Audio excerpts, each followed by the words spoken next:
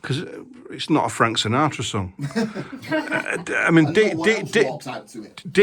Dion, you know, he's singing all these sweet songs, you know, all these love songs, broken heart, teenage romance songs in the early 60s and, you know, all the doo-wops. And these were cool guys. They were like Italian New Yorkers, you know, and suited up. And then they became total drug addicts before Keith Richards and people like that. You know, they were badass street kids. You know, they weren't Cliff Richard. It's also relevant as well because there's a line in the song that goes with all the evil that's around the world at the moment. You know, he wasn't singing about cars and girls. He's talking about some serious stuff. You know, and it's pretty relevant to what's happening now, isn't it? The world isn't a safe place. Well, true. Unless we're playing, of course. That's really dangerous. Yeah, we provide a safe environment for all people. Here and not out there. Indeed. For who? Let's go right back to the beginning. How did you all meet each other? Oh well, let's see. I met Cole when he came back from America with his band. He'd been out to America for 6 months with a band trying to crack America, and they came back and did a hello, we're home. You know, welcome back sort of gig. Broken English, we were called. That's right, Broken English, and we were broke. That's right. So I met Cole after that gig, really, and then where was that? At Munro's. It was at Munro's. Was it? All right, okay. Munro's, because something got taken at the end of the night. Oh yeah, you nicked the till, didn't you? It ended up in the river. No, it was in the lake. Was it the lake? Right. In the canal bit, yeah. Yeah. And they wanted it back by 9 o'clock. Certain Mr. Flood came after it. Yeah, right. Yeah, I remember. Anyway, moving on. That was a long time ago. Yeah, and I met Duncan working in an alternative clothes shop in Manchester in the early 80s. Yes. Called The Cave. The Cave, yeah, on Cross Street. That, the Cross Street. If you wanted your black, it wasn't even called goth gear then, was it? It was. So if you wanted your Morticia dress, or you wanted a mod suit, a two-tone mod suit, or you wanted Winkle a Bowie pickers. suit, or you wanted brothel Cuban creepers, or shoes, winkle pickers, or Shelley shoes. Yeah. You know, we used to sell Shelley shoes. So, known Richard since the early 80s. He's actually one of my oldest friends. So we go back 40 years. My oldest friends. So, He's just been around for the most time. Can't get rid of me. Now, obviously, you were dressing the public. You were broke in America. Yeah.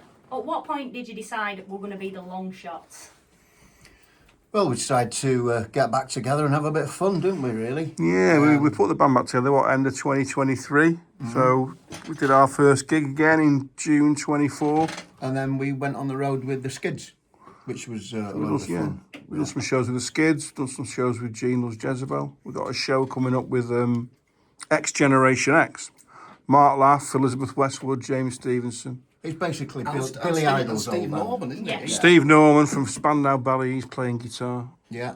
And then the bass player from Vice Squad, I think. Yes, yeah, you're right. I don't remember his name. Michael.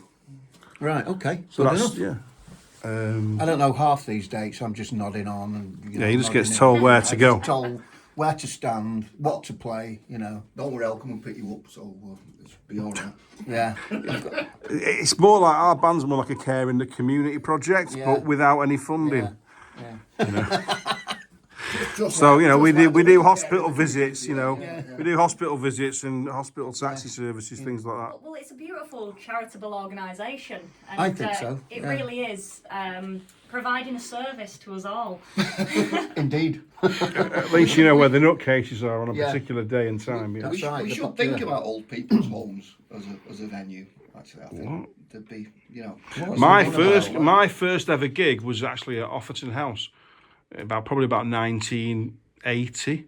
Okay. And it was a punk band called Life on Earth, and they were playing in the psychiatric unit. Wow. Okay. It was a mental house, it was a mental Can you say hospital. Careful. But yeah, in the 80s they were called mental hospitals, Yeah, they were, yeah. Well, obviously you can't call them that anymore. No. Psychiatric unit, so Exactly. a punk band in a psychiatric unit. It was crazy at 12 years old. Excellent. 10p to get in. That explains a lot. It does. 10p to get in. I thought that this, was partially illegal. The fact that they were charging, that they'd set it up as a business. So do you know what? It was a brilliant gig. Probably. And the inpatients, they really, really appreciated it. They really got off on it. It was good. So yeah, so that's what I dedicated my life to then. Punk. Yeah, and Psychiatric units. and people who should be in psychiatric units. Eat your heart out, Johnny Cash, with your prison things. So yeah. Now, we mentioned before about Generation X. Obviously, that's one band that I would say is a definite influence on you. But who else influences you? Ooh. Pretenders, The Clash. Yeah. New York Dolls. Yeah. There's a bit of Blondie in there, you know. Yeah, There is a bit definitely of Blondie, big influence. Yeah, Yeah. even the Psychedelic Furs. Yeah, even them. Everything that we listened to, really, bit of growing up everything listening that to, we you just know. throw in the pot, you know. We Mix think it all up. I think music died in the 80s, really. We had all the best stuff. We had, you know, the 60s and the 70s and then the 80s. And then after that, it's what? I don't know. And we Then we're old and irrelevant. There's a bit of jangle as well in there. A bit of jangle, a bit of you Johnny get Marr Some jangle. of that 90s vibe a little bit, but I know what you mean, Richard. You know, we're of a certain niche. An acquired taste. The Clash, Pistols, New York Dolls bit. Yeah. Hoodlum music, basically. The elephant in the room, of course, is the Sex Pistols. Yeah. You know what I mean? It's like, really, they're probably the biggest influence, but it is what it is. Yeah. You know, it is what it is. I think everything that you've said, definitely you can hear in your music. But talk us through your songwriting process. How do you do it? Because I do feel like you're the kind of guys that if it's not working, you tell each other. Oh, yeah. Oh, yeah, it's got to be a joint decision. Everyone has to agree. You can be quite blunt sometimes as well, Richard. Oh, yeah. I think that's fair to say. Life's too short to faff about. Yeah, so someone will come into the rehearsal room with an idea, and either it gets voted in, or you're told that it's a load of not very good, you know. So Yeah. there you go. That's what happens. I like it. Well, I mean, Very honest. in fairness, some of the songs that we do are 35 years old. Yeah, but they're But slowly they're getting resurrected, phased out, aren't they? resurrected. But there's new stuff coming through all the time. I mean, Yeah, me and Cole went to see Generation Sex, which was half of Sex Pistols, half of Generation X, back Oh, at the in Apollo. 2023, I think, July. And Cole left the gig halfway through the gig. He just disappeared. I'm like, where are you? Last bus. wasn't it? Texted him, where are you? And he goes, I'm on a bus. But as we were driving, as we were sort of like preparing for the gig, you know, he was saying, why are they doing it? Why are they at their age? You know, because they're like cracking on to be 70 years old. I said, well, they're on the punk rock gravy train. So the next day, Cole's like, oh, we wrote a song last night. It's called Punk Rock Gravy Train. And so he'd written it from start to finish, riff, melody, lyrics, all done. Yeah. So he just brought that and we learned it and played it. So And that was the sometimes start. that was a of it. start of us like really saying, let's do our own stuff rather than be a covers band. So thank you, Steve Jones and Billy Idol. Yeah. And the Being- punk rock gravy for being train. mediocre on that night. Be mediocre. we really wouldn't have you then if it wasn't for that gig. No, No. no, No. that's the truth of it. We've got that to owe them then. I absolutely love that. You know, they obviously brought their great music to us originally, and then they've spawned some even better music off the back of it. Thank you very much. Yes, absolutely. You know, I'll give you that tenner later, don't worry.